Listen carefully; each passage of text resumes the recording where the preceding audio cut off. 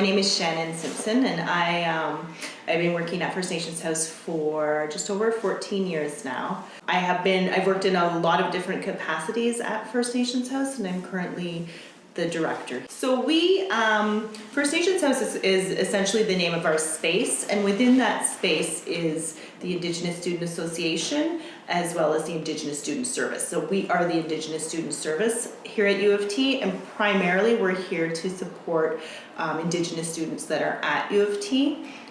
We try and function as a home away from home for them. We offer academic support, financial aid, awards, connection to elders. We have 2 elders on staff. We have a full-time recruiter who goes out in the community to bring new students in, a resource center, someone who does all of our events and our student life programming. So we have a lot of things here to hopefully make an Indigenous student's experience at U of T a little bit more positive, as well as, so we have spaces here for them to do their work in the computer lab, make lunch in the kitchen, lounge. So it's just a great spot where they can hopefully feel safe, that their needs are culturally met here, to make their education a little bit more positive, hopefully. Our service is specifically U of T students. We are open to Indigenous and non-Indigenous students, but our priority is our Indigenous students. Our students, just because of the nature of Indigenous people within education systems, we kind of have a really diverse group of students. So we get students direct from high school, we get students returning later on in their lives. So we kind of can have anyone from 17 all the way through into their 60s, 70s or beyond. And then in terms of our recruitment, that's mostly done out in the communities, in high schools, and directly in communities, and some elementary school as well. Our programming is really based on what the students are looking for. So we do have workshops. We have an Indigenous learning strategist on staff as well. So she will do more things that are coming from Indigenous perspectives, but helping students with time management and with exam prep and things like that. And then anything sort of the students are looking for, we'll try and find someone to bring in to meet those needs. So we don't, because we're not the academic unit, the Indigenous Studies is the academic unit, so more of the coursework will happen there. About 15 or so years ago, the Native Student Association, it was called at the time, got a garden here on campus. So elders came in, were connected with the garden that was all planted in a really traditional way, with flowers that were blooming in the colors of the 4 directions. And so everything was really well thought out. We had all 4 medicines growing there, and then we do teachings there, and our elders will open and close that garden every year. So in terms of land-based knowledge, I mean, it's always a challenge in urban centers like downtown Toronto, but we do try and help students get connected with those sorts of things. So they might not be happening right here, but we're trying to get them as whether they're academic opportunities to do land-based learning and receive credit for it, or whether they just need to get out of the city and really connect. We can help students to facilitate that. Again, it's not coming directly through our service. We're lucky with the Indigenous Studies program that they offer 3 Indigenous languages, and they have for quite some time. So those 3 languages are 4 credit at U of T, and anyone in Indigenous Studies is required to do at least 1 credit, but also anyone can take those languages, and they actually happen in our space. So the languages most of them are taught here in our space. As well as we can connect students. There's the Native Canadian Centre is just up the street from us. They offer 3 different languages there that are free and accessible to anyone. So we can connect students to those resources, but we don't have someone here that's directly doing that because we don't want to also duplicate things that are already happening elsewhere. I was going to say it's students graduating, but I think it's a lot more than that. It's students graduating and feeling like they had a place here, and they didn't have to sort of create those Indigenous spaces constantly throughout their studies for themselves. So hearing students, we do have a lot of students that'll say, I couldn't have done it without First Nations House. Like I couldn't have completed my degree if you guys weren't here to help out.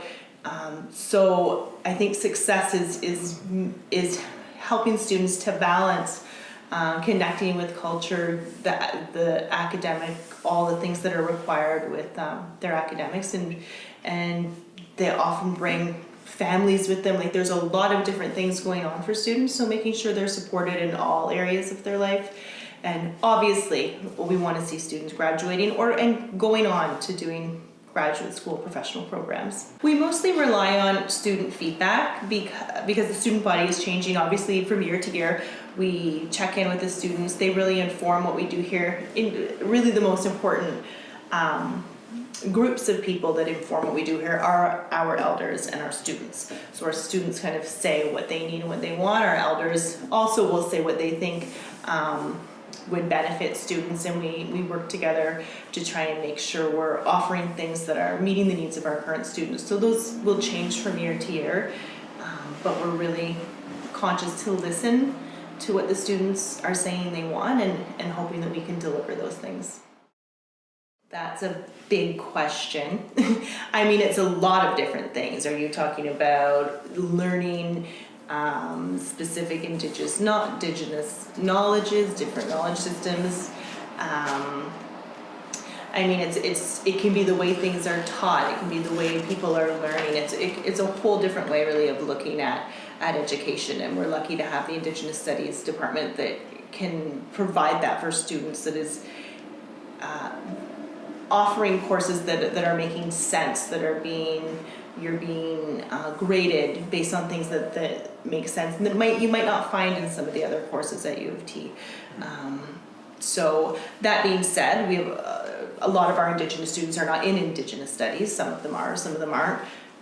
But quite often it's trying to bring these knowledges into the classroom and bring them in different ways, especially when that content is missing. And I think that there's a big push right now, and the university is responding to what students are saying, is that they want curriculum to change, and they want to see more Indigenous content within all the courses at U of T, not just have them in Indigenous studies. We've actually just recently, as lots of people have, made the change from the Aboriginal Student Service to Indigenous Student Service, and we're doing that because we're hoping it is a more inclusive term.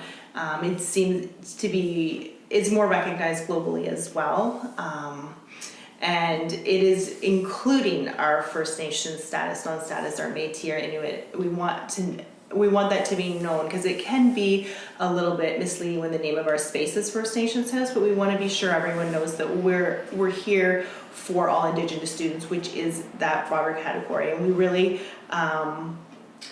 really let students self-identify. We don't have any proof of ancestry required for our services, our financial aid, or anything like that. So we're recognizing that there are some barriers to being able to prove ancestry. So far that we've been able to operate that way, and it's worked for us. It means so many different things, and education to a lot of students is going to school and is learning from courses and obtaining knowledge. And then for a lot of our Indigenous students, it's sitting with an elder, it's going out on the land, it's learning the language, it's connecting in different ways. So education can be such a broad term. We always say that we're learning from our children, like we're learning from everyone is educating each other in all, whatever stage of life you're at. So it's a constant, education is constantly happening, and it's constantly happening in so many different ways. Well, I think it's bringing in elders. It's bringing in people that the university might not have historically.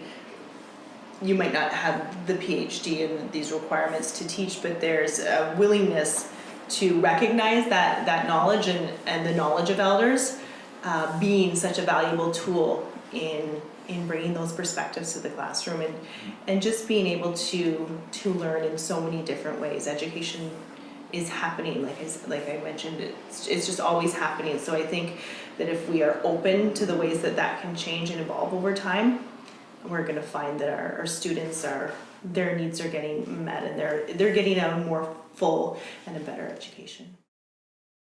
Well, I think the future of Indigenous education, it will continue to grow. There seems to be a real commitment right now, kind of at lots of different institutions across the country, that are really committing to hiring more Indigenous staff and faculty, recruiting more Indigenous students into the programs. And I think it'll be even less about Indigenous education. I think that we know how to teach and how to learn and how to share different knowledges in different Indigenous ways, but it's more about bringing Indigenous content into courses where you might not traditionally find it, bringing it into engineering courses, bringing it into business courses, so that all students, whether they're Indigenous or not, are not going to be able to graduate from a university and not have some of this content. Yeah. So that would be my hope. It can be risky as well, because you have a whole bunch of people then that are we expecting them to teach content that they're not familiar with, and so we're not sure how that's being presented. But even if there was a resource for faculty where they could bring in guest speakers, where they could bring in actual community members to do some of that work, but again, there has to be resources put towards this, because we know not everyone is equipped to incorporate some Indigenous histories and things like that into their courses if they don't have that knowledge. So there's a lot of commitment that has to happen on the side of faculty as well. But I think if we have some people that, and a lot of people, I mean, the community, the Indigenous community at U of T is exhausted, which I'm sure you'll hear across the institutions. There's so much interest in talking to Indigenous people right now. So all of us are on all the committees, on all the task forces, and we don't want to do that same thing to our community members if we're saying this person needs to come now to all of these classes. So there has to be resources put aside, but there also has to be faculty have to take some responsibility and obtain that knowledge as well. We're definitely growing out of our space. When we do have larger events for students, we can't accommodate them in our lounge like we used to be able to. We're definitely seeing increases in numbers in professional programs and graduate programs. People still connect with us. It's primarily based on them seeking us out. We don't have a great mechanism for finding the Indigenous students as fast as we'd like to. So we still do have the odd student that comes in their third or fourth year and they didn't know that this service was here, which is really, really unfortunate. So we're trying to avoid that as best we can to get the word out there so that Indigenous students at least know that we exist and know what they can get here. But I think we're just going to continue to see our numbers increase as there seems to be more of a commitment to get more staff and faculty here. More people are going to want to come to post-secondary institutions, and we need to have the staff equipped to handle all of that.